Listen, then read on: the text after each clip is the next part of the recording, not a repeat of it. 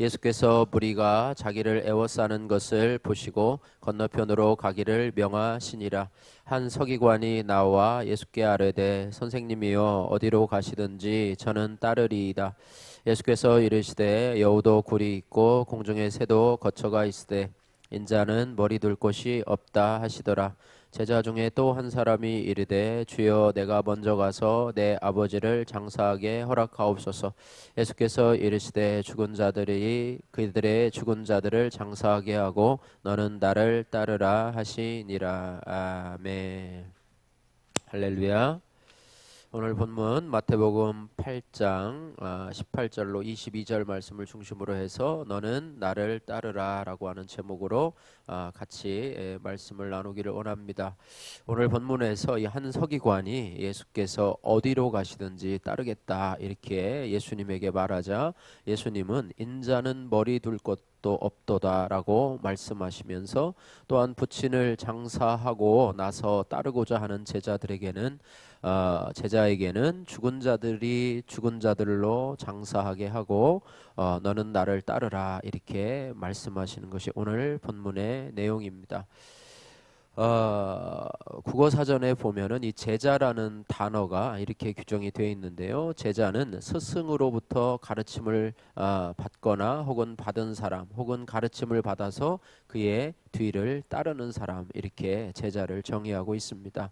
신약의 이 복음서에서는요, 이 제자라고 하면 일반적으로 예수님의 12 제자를 가리키는 것이죠. 그래서 예수님으로부터 가르침을 받고 또 그 가르침을 받을 뿐만 아니라 예수님을 따라가는 사람, 그것을 바로 예수님의 제자, 또 공관복음서에서는 예수님의 12 제자 이렇게 말씀을 하고 있는데요.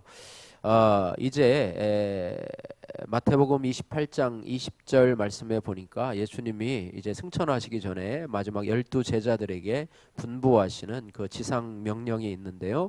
거기를 보면 너희는 가서 모든 족속으로 제자를 삼아 그랬습니다. 그래서 모든 족속으로 제자를 삼으라. 12 제자만이 제자가 아니라 이제는 너희가 가서 세상에 있는 모든 사람들에게 복음을 전해서 모든 족속으로 제자를 삼고 가서 세례를 베풀라 이렇게 말씀하고 있으면서 이제는 모든 족속으로 제자 개념이 확장이 되는 것을 보게 됩니다. 그러면 예수님을 따르는 제자의 기본 조건이 무엇인가 우리가 한번 살펴보면요. 첫 번째는 뭐냐면 예수님의 부르심이 있어야 됩니다. 예수님의 부르심이 있어야 돼요.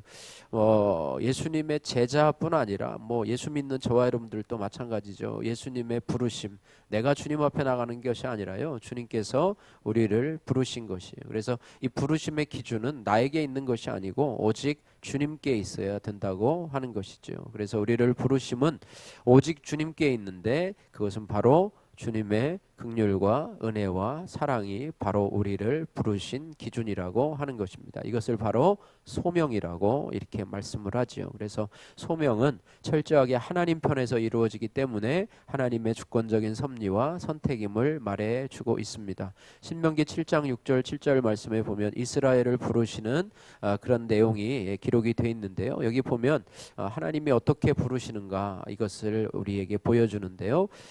신명기 7장 6절 7절 말씀을 보시면 너는 여호와 내 하나님의 성민이라 내 하나님 여호와께서 지상 만민 중에서 너를 자기 기업의 백성으로 택하셨나니 여호와께서 너희를 기뻐하시고 너희를 택하심은 너희가 다른 민족보다 수요가 많기 때문이 아니니라. 너희는 오히려 모든 민족 중에 가장 적으니라. 우리가 주일날 지난번에 말씀에서 살펴보았듯이요. 우리를 부르신 부르심은 우리가 뭔가 잘나서 그런 게 아니라요. 가장 약하고 또 천하지만은 하나님께서 약한 자들을 불러서 강한 자들을 부끄럽게 하시려고 저와 여러분들을 불렀다라고 하는 것입니다. 이렇게 하나님의 부르심이 있어야지만이 제자로 이제는 부름을 받게 되고요. 또 한 가지는 제자로 불러 주시는 분은 주님이시지만 거기에 반드시 뭐가 있어야 되냐면 우리의 응답이 있어야 돼요. 12 제자를 부르실 때도요. 그들이 부르심을 받을 뿐만 아니라 거기에 대해서 결단하고 주님을 따르는 것을 볼 수가 있습니다. 예수님의 제자 중에요 한 사람인 레위, 마태복음을 기록한 마태라고도 하지요. 레위 세리 외 제자 레위는 레위를 부르신 경우를 보면은요. 이 누가복음 5장 28절 말씀에 레위가 그가 모든 것을 버리고 일어나 따르니라 이렇게 기록이 되어 있습니다. 다른 제자들도 보면은 예수님이 너가 나를 따르라 그랬을 때 뭐 그물을 버려두고 뭐 배를 버려두고 주님을 따르는 그런 모습을 보게 되는데요. 불렀을 때 나는 싫습니다. 나는 예수님 제자가 되길 싫어요. 나는 이게 더 중요하니까 예수님 알아서 가세요. 저는 안 따라갑니다. 이렇게 하면 따라갈 수가 없어요. 예수 믿으라고 하나님께서 불러주시는데 저는 괜찮아요. 저는 지금 바빠가지고 나중에 믿을게요. 뭐 이렇게 하면 이제는 그것이 아무런 효과가 없는 것을 이렇게 보게 되는데요. 레위가 주님을 따르기 위해서 이것은 모든 것을 버렸다는 것을 의미하지요. 레위가 주님을 따르기 위해서 세리로서 가진 모든 특혜를 다 포기하겠다는 것이고 다시 세리로 돌아가지 않겠다는 결단입니다. 그리고 일어나서 예수님을 따랐습니다. 저도 충남대 대학원 1학년 때 주님의 부르심을 받고 신학을 공부해야겠다는 마음으로 대학원을 2학기까지 수료하고 자퇴를 했습니다. 나름대로 주님을 따르기 위해서 포기한 것이죠. 그때 인천에서 목회하시는 큰형님은 대학원이나 마치고 신학하는 것이 유리하다면서 인간적으로 그렇게 말씀을 하셨고 당시 아버지는 화를 내시면서 취직이나 하지 왜 그러냐 그렇게 말씀을 하셨고 또 담당 교수님은 도대체 뭐가 무슨 일이 있냐라고 하면서 말리셨는데요. 어쨌든 이런 모든 반대에도 불구하고 신학을 해야겠다는 마음으로 단호한 결단을 내리고 휴학계도 아니고 자퇴서를 내었습니다. 어떻게 저에게 그런 용기가 생겼는지 잘 모르겠지만 주님이 주신 마음이라고 생각이 됩니다. 주님을 따르고요. 제자의 삶을 산다라고 하는 것은 손해를 각오해야 되고 대가를 지불해야 합니다. 그 길은 주님이 우리에게 말씀하신 좁은 문으로 들어가고 좁은 길로 가는 것이라고 볼 수가 있어요. 그래서 우리가 주님의 제자로 또 그리스도인으로 살려면은요 많은 것을 버려야 하고 또 포기하고 잃어버려야 될 수도 있습니다. 오늘날에는요 이 교회를 대충 다니고 싶어하는 사람들이 많이 늘어난 것 같아요. 특별히 코로나 지나고 나서는 그런 것 같습니다.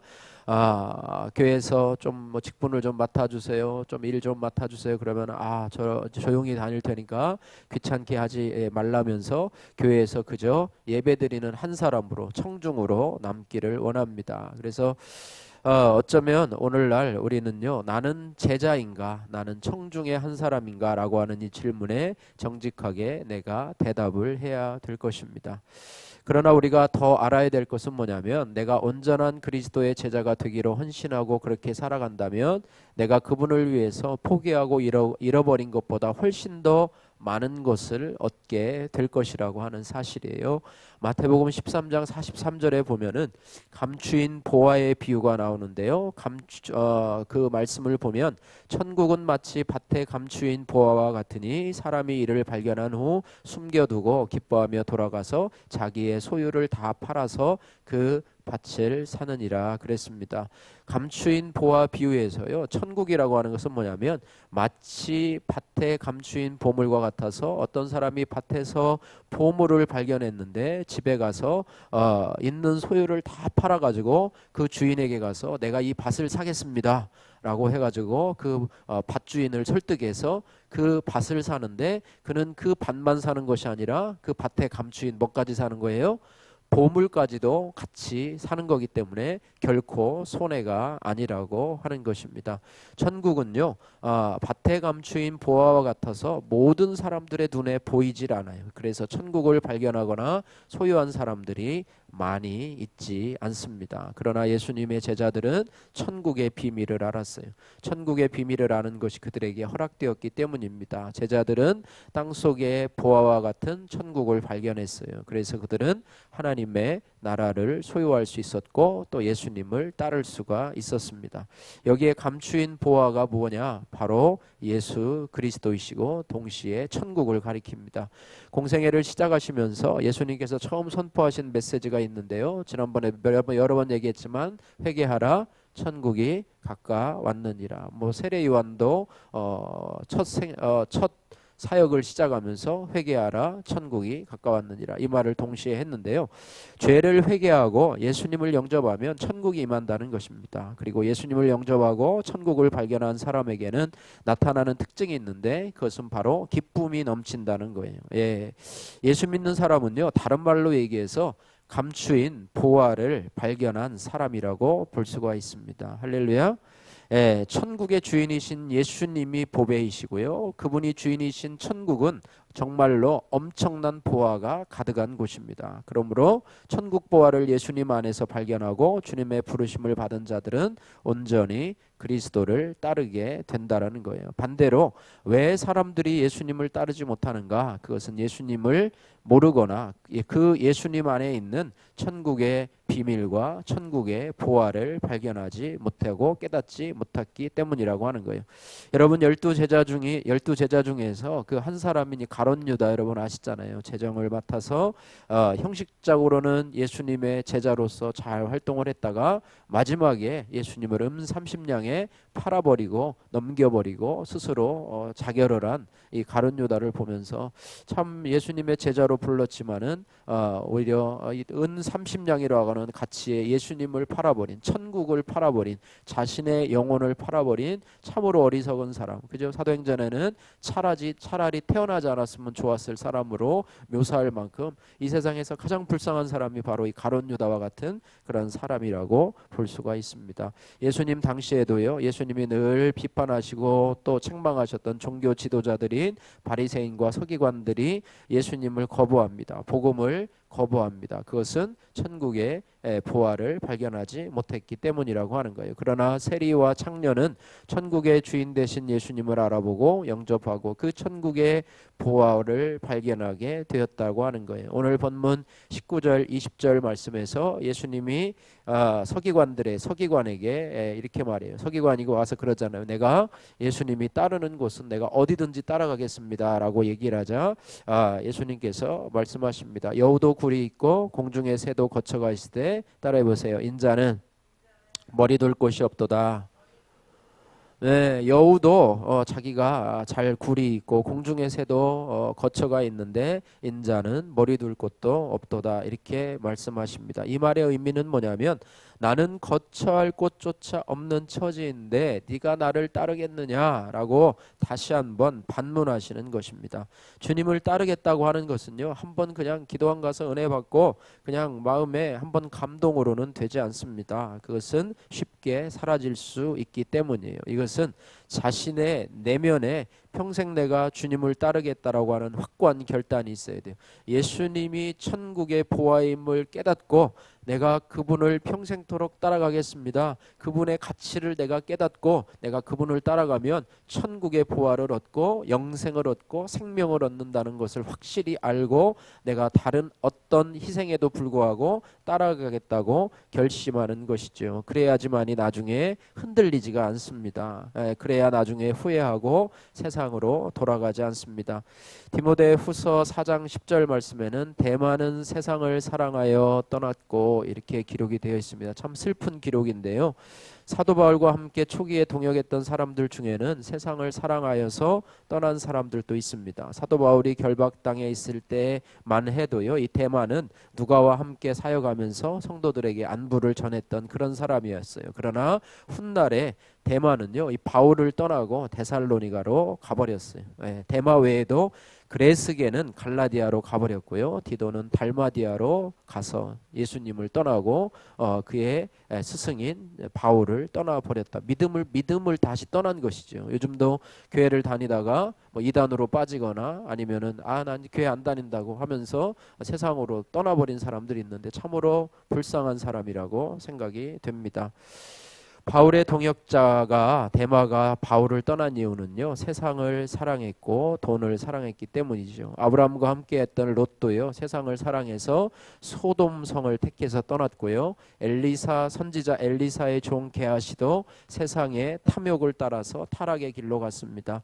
여리고성의 이 아간이 망한 이유 역시 이 세상 탐욕 때문이고요. 주님과 함께했던 제자 가룟 유다가 주님을 팔아버린 것도 마찬가지로 돈을 사랑했기 때문입니다. 그러므로 제자의 길을 택하고 믿음의 선한 싸움을 싸우는 성도는요, 늘 선택을 잘 해야 할 줄로 믿습니다. 그래서 사단 마귀를 따라가지 말고 우리는 예수 그리스도를 따라가시기를 주님의 이름으로 축복합니다.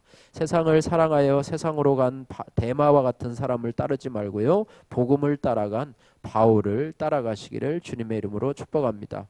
10명의 정탐꾼을 따라가지 말고요, 여호수아와 갈렙을 따라가시기를 주님의 이름으로 축복합니다. 우리는 그 선택으로 인해서요, 영적인 그리스도인이 될 수도 있고 아니면 타락한 육적인 그리스도인이 될 수도 있습니다. 그 선택으로 인해서 우리는 신실한 주님의 제자가 될 수도 있고요, 예전에 교회 조금 다녀봤던 세상 속에 사는 타락한 한 사람이 될 수도 있습니다. 주님은요, 믿음의 사람들, 더 나아가서 주님의 제자들이 이 세상과 구별되기를 원하시는 주님이십니다. 신실한 영적 그리스도인은요, 구원받은 것으로 만족하거나 끝내지 않고 주님의 부르시는 부름의 상급을 향해서 믿음으로 힘차게 달려갑니다. 그러나 육신적인 그리스도인은요, 구원받은 것에 안주하면서 그리스도인의 선한 싸움을 지속해서 싸우지 못하는 것을 보게 됩니다. 여리고 성의 기생 라합은요, 이방인이었지만 이스라엘 정탐꾼이 왔을 때에 주님의 편에 섰기 때문에 나중에 다윗 왕의 혈통을 이어서 보아스의 어머니가 되고 다윗의 고조모가 되고 예수 그리스도의 혈통을 이은 그런 자가 되었다고 하는 것인데요, 선택을 우리가 잘 해야 돼요. 내가 주님을 따라갈 것인가 아니면 세상을 따라가고 돈을 따라갈 것인가, 이런 부분을 생각해야 됩니다.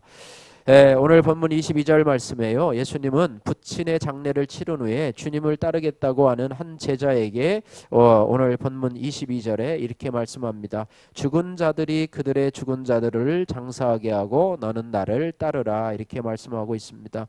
이 말씀은요, 예수님께서 이 가족에 대한 의무를 저버리라는 것이 아니고요, 죽음을 애도하는 것보다 구원의 일을 먼저 하라고 요청하는 그런 말씀이라고 하는 거예요. 그러므로 주님을 따르는 성도는요, 언제나 세상의 급한 일보다는 먼저 그 나라와 그 의를 구하는 중요한 일을 먼저 해야 합니다. 중요한 일이 뭐냐? 하나님 앞에 주님의 제자로 또 예배드리고 하나님 앞에 헌신하는 것인 줄로 믿습니다. 주님이 나를 부를 때 아멘하고 따라가는 것이죠. 주님이 나에게 어떤 일을 맡기실 때 아멘하며 순종하는 것이죠. 주님을 따르려면 대가를 지불해야 합니다. 주님의 영광을 위해서라면 내가 손해봐도 괜찮고 오해당하도 괜찮고 어떤 대우를 받아도 상관없습니다. 이런 각오를 가지고 따라가야 되고, 또 천국의 보화를 또 바라보면서 믿음으로 따라가야 될 줄로 믿습니다. 나는 제자로 살아가기를 원하는지 아니면 나는 그저 청중의 하나로 살아가기를 원하는지, 여러분 오늘 기도하시면서 주님의 부르심에 나는 어떤 응답을 하시겠는지 여러분 생각하면서 바라기는 저와 여러분들이 주님의 제자로서 신실하게 일평생 동안 주님을 바라보고 영원한 천국의 주인 되신 예수님 그 보화를 품고 그분의 가르침에 따라가는 저와 여러분들 되시기를 주님의 이름으로 축복합니다. 기도하겠습니다. 사랑의 하나님 아버지, 감사합니다. 하나님 아버지, 주님께서는 우리가 평범한 그리스도인이 아니라 주님의 제자로서의 삶을 살아가기를 원하고, 또 우리가 제자뿐만 아니라 제자를 삼기를 원하는 주님의 뜻을 우리가 잘 받기를 원합니다. 우리가 아버지 천국의 주인 되시는 예수님, 천국의 보화 되시는 예수님을 온전히 알고 그 부르심에 응답하면서 어떠한 희생과 어떠한 대가가 있다 하더라도 내 모든 것을 팔아서 아버지 그 보화가 묻힌 밭을 사는 그 사람처럼 우리가 아버지 하나님이여 천국의 보화 되신 예수 그리스도를 믿고 의지하며 따라가는 저희들 되게 하여 주옵소서. 하나님, 세상을 사랑해서 세상에서 하나님 아버지 방황하는 또 12제자 중에 이 가룟 유다처럼 어리석은 선택을 해서 자신의 영혼을 은 30냥에 팔고 천국의 보화 되신 예수님을 은 30에 파는 그런 어리석은 일이 없도록 하나님 아버지 저희들 도와주시고, 날마다 믿음의 선한 싸움을 싸우며 올바른 선택을 하며 살아갈 수 있도록 주여 은혜 베풀어 주시고 역사하여 주옵소서. 예수님 걸어가신 이름으로 기도드립니다. 아멘.